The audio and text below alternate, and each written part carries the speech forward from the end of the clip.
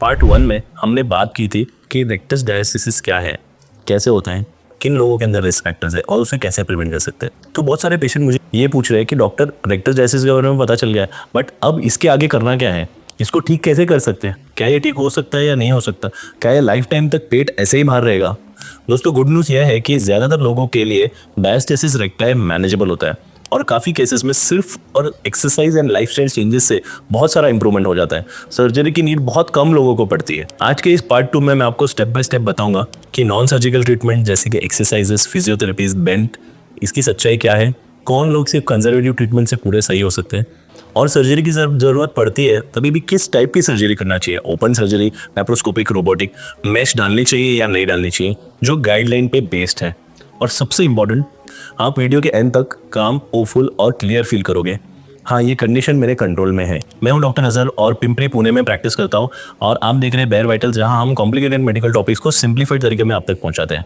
Last video में हमने बात की थी डायस्टेसिस रेक्टाई होता है क्या है, मतलब आपके जो एब्डोमिनल मसल्स है, जो आपके सिक्स पैक्स वाले मसल्स है, वो सेपरेट हो जाते हैं और उसके बीच में से आपका पेट बल्ज होने लगता है। तो दोस्तों सबसे important first step of the treatment रहता है कंजर्वेटिव नॉन सर्जिकल ट्रीटमेंट। चलिए सबसे पहले देखते हैं नॉन सर्जिकल ऑप्शंस क्या आता है, जो मेजॉरिटी पेशेंट्स के लिए पहला और बेस्ट स्टेप है।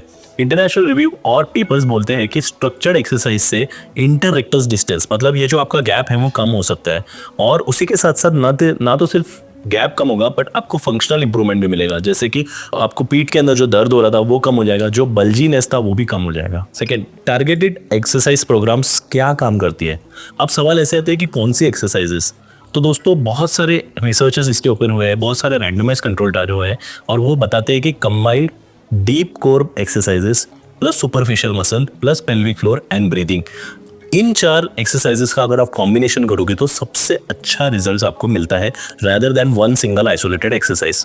ये रैंडमाइज कंट्रोल ट्रायल्स में प्रूव हो चुका है। तो मैंने दोस्तों क्या कहा कि deep core exercises, muscle, superficial muscles, pelvic floor exercises and breathing work, इन चारों को हमें कंबाइन करना है एंड देन हमें बेस्ट रिजल्ट मिलेगा एक्सरसाइजेस से।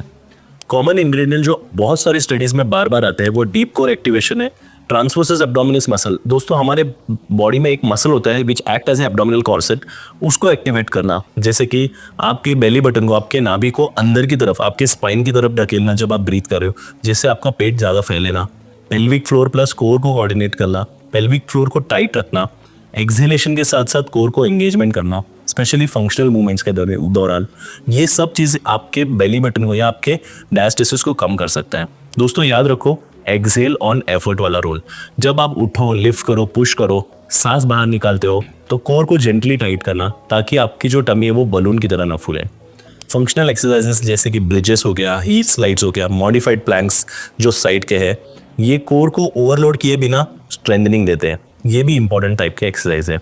तो दोस्तों इतने सारे रिसर्च के बाद एक डायरेक्शन क्लियर हुआ कि structured guided core and pelvic floor rehabilitation plus breathing आपको बेस्ट रिजल्ट देता है। बहुत सारी स्टडीज ये भी बताती है कि कौन सी चीजें अवॉइड करनी चाहिए। अगर आपको डायस्टेसिस है तो आपको क्या क्या अवॉइड करना चाहिए। Heavy crunches, at least initially, heavy sit-ups, centre sharp पे डोम हो रहा है ऐसे कोई भी एक्सरसाइज मत करना। बहुत ज़्यादा हैवी वर्कआउट ये भी आपको नहीं करना है। हाई इम्पैक्ट वर्कआउट जहाँ पे आपको ब्रीदिंग पे कंट्रोल नहीं रह सकता, कॉन्टैक्ट स्पोर्ट्स, ये सब चीज़ें अवॉइड करना चाहिए क्योंकि आपका पेट ऑलरेडी बहुत थिन्ड आउट हो गया है। इसमें डैमेज टू द ऑर्गन्स होने के चांसेस बहुत हाई है। सिमिलरली दोस्तों आपको आपके डेली लाइफ में भी बहुत सारे चेंजेस करने पड़ेंगे, जैसे कि जब आप बिस्तर से उठते हो तो सीधा अंडरटेकर की तरह नहीं उठना है आपको सिट अप स्टाइल या फिर आपको एक साइड रोल करके आर्म सपोर्ट लेके उठना है। एनएचएस और फिजियोथेरेपीज के गाइडलाइन में यही बताते हैं कि एब्डोमिनल प्रेशर को अननेसेसरली बार बार बढ़ाने से तकलीफ बढ़ जाती है और गैप बढ़ सकता है। दोस्तों बहुत सारे लोग बोलते हैं कि प्रेगनेंसी के टाइम पे उन्होंने बेल्ट यूज नहीं किया, इसके लिए प्रॉब्लम हुआ। तो दोस्तों बेल्ट्स, बाइंडर्स या फिर काइनेसियो टेप्स, ये सब सपोर्टिव मेजर्स है। अगर आपको इनके यूज से अच्छा लग रहा है, सपोर्ट मिल रहा है, बैक एक कम हो रहा है, तो आप इसे यूज कर सकते हो। लेकिन ये जो मेजर्स है बेल्ट, ये सिर्फ एक सपोर्टिव मेजर्स है। आपको एक्सरसाइज करनी ही पड़ेगी, फिजियोथेरेपी करनी ही पड़ेगी, तभी जाके आपका जो डायस्टेसिस है वो कम होगा। तो दोस्तों अब अगले स्टेप पे आते हैं पार्ट ऑफ द ट्रीटमेंट कि सर्जरी कब जरूरी है और किन लोगों के अंदर सर्जरी जरूरी है। तो दोस्तों स्वीडिश नेशनल डेटा था, वो भी पहले यही बताते थे कि physiotherapy is first hand treatment.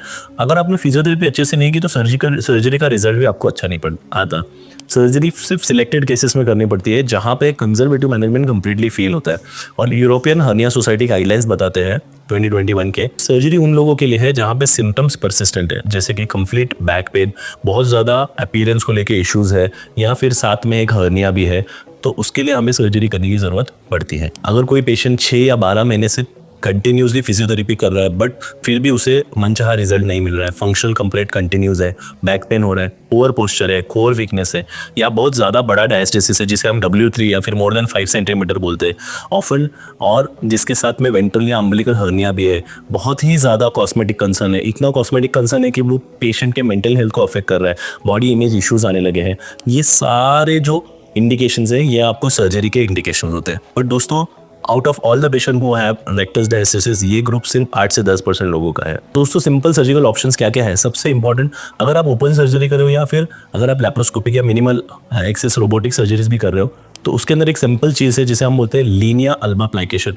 मतलब जो आपकी लीनिया अल्बा जो ज़्यादा थिंड आउट हो गई है उसे हम थोड़ा नज़दीक लेके आ जाते हैं, जिसकी वजह से क्या हो जाता है कि रीइंफोर्समेंट ऑफ लीनिया अल्बा हो जाता है, मसल्स भी नज़दीक आ जाते हैं एंड स्ट्रेंथ भी इम्प्रोवाइज हो जाती है। इसका बहुत अच्छा रिजल्ट मिला है बहुत सारे पेशेंट के अंदर। अगर पेशेंट को साथ में extra loose skin fat removal करना है, इसे हम एब्डोमिनोप्लास्टी कहते हैं, एंड प्लास्टिक सर्जन इसके अंदर टमी टक भी कर सकते हैं, जहाँ पे टमी का अपीयरेंस भी फ्लैट कर सकते हैं। और दोस्तों, जहाँ पे हर्निया हो, जिन पेशेंट के अंदर हर्निया है, वहाँ पे मैश यूज़ करना कंपलसरी है, बिना मैश के रेकरेंस का चांसेस बहुत ज़्यादा है। तो दोस्तों, अगर आपको सिर्फ रेक्टस डायस्टेसिस है तो आप बिना मैश के भी रिपेयर कर सकते हैं, all the recurrence is more.